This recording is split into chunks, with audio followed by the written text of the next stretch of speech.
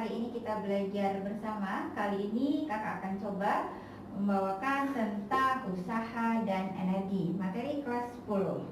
Oke, pengertian usaha. Usaha adalah gaya yang menyebabkan benda bergerak. Artinya ada perpindahan di situ. Oke, boleh kita tuliskan bahwa W atau usaha adalah F kali S. Di sini ada sigma ketika usahanya lebih dari 1. Gitu ya. S-nya adalah perpindahan. Jadi, syarat usaha harus ada perpindahan.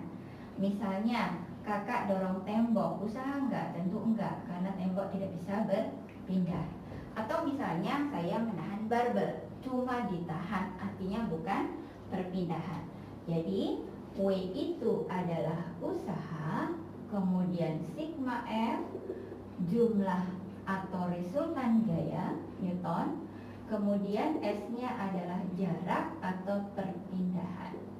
Oke, berarti satuan usaha Newton meter atau sering disebut Joule. Paham adik-adik? Nah, ketika kita membahas tentang usaha, berarti harus paham dinamika. Dinamika itu materi sebelumnya. Dinamika itu membahas tentang gaya. Harus paham tentang diagram gaya. Kakak kasih contoh satu. Misalnya, ada sebuah balok, satu contoh diagram gaya. Masanya 4 kg. Kemudian ada seseorang mendorongnya ke depan dengan gaya 20 Newton. Maka ini masih sederhana. Berapa usahanya jika dia berpindah 2 meter misalnya? Maka W tinggal F kali S. Sehingga 20 dikali 2 menjadi 40 Joule. Ini contoh yang pertama. Kemudian, kalau misalnya usahanya ditanyakan ketika gayanya bentuk sudut.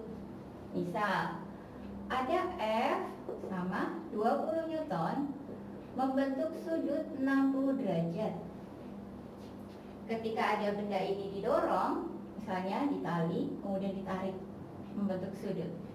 Ternyata bendanya pindah 2 meter. Maka berapa usahanya? Karena gayanya membentuk sudut, maka harus kita uraikan. Oke, dekat dengan sudut, artinya ini sumbu X, kita uraikan Fx sama dengan F cos theta. Kemudian Fy-nya adalah F sin theta. Kalau kita analisa, bendanya bergerak kemana adik-adik? Bergeraknya mendatar. Ikat tali, kemudian tarik set, bergeraknya ke sini. Maka gaya yang dipakai adalah F cos, bukan F sin. Maka nanti usahanya menjadi apa? Usahanya menjadi K sigma F kali S. Yang menyebabkan benda ini berpindah adalah F cos. Sehingga yang dipakai adalah F cos theta dikali S. F cos berarti 20 cos 60 dikali pindahnya 2. 20 cos 60 setengah kali 2. Ingat ya, cos 60 setengah berarti kalau sin 60 setengah akar 3. Biar apa? Gak kebalik antara sin sama cos. Sin ting A, sin 30 setengah berarti cos 30 gak mungkin setengah. Coret-coret, oke 20 Joule. Sin, gitu ya. Kapan F sin ini dipakai? Pada contoh berikutnya. Misal, oke, misalnya sama ya, F-nya 20, lantainya kasar. Berarti ada koefisien gesek. Koefisien geseknya misalnya 0,2. Sudutnya maunya berapa? Boleh 37 misalnya. Dimana sin 37 3/5 ya. Kemudian cos 37 berarti 4/5. Oke. Kita cek usahanya, benar nggak nih?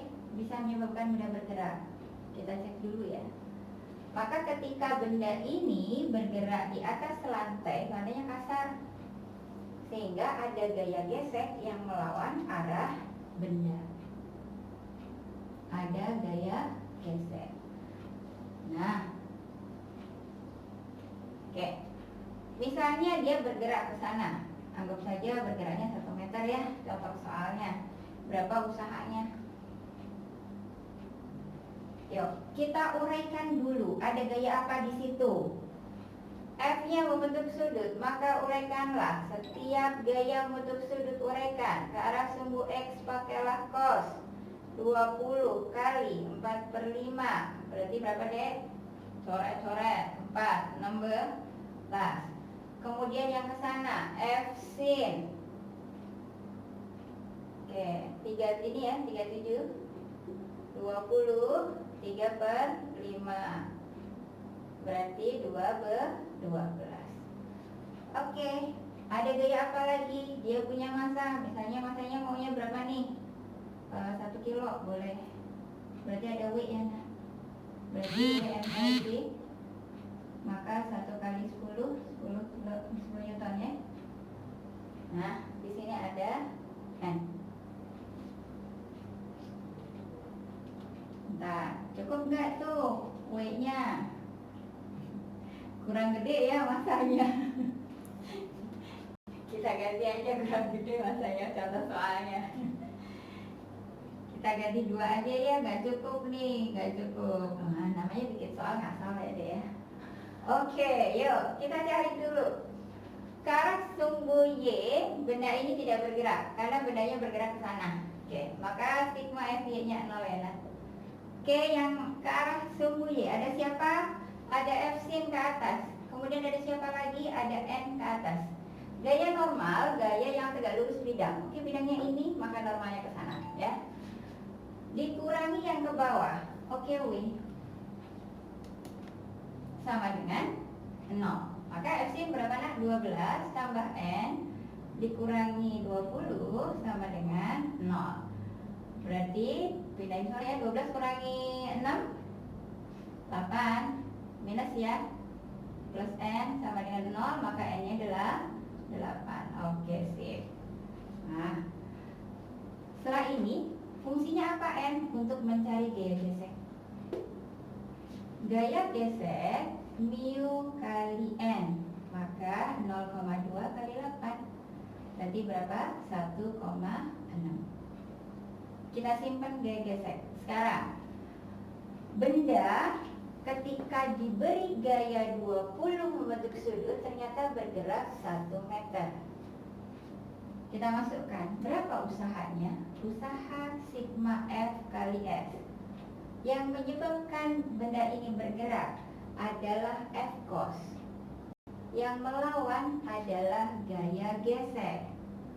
Oke, maka sigma F-nya adalah F cos. Kita kurangi gaya gesek, kurungin, kalikan perpindahan. Oke, F cosnya berapa? F cosnya 16. Kurangin ya. Kurangin gaya geseknya berapa tadi? Kita hitung 1,6 kaliin 1. Berapa itu? 14,4. Selesai. Gitu ya. Ini ketika benda masih berada pada bidang datar. Oke, gimana kalau bidangnya miring? Oke, kita tunggu sejenak.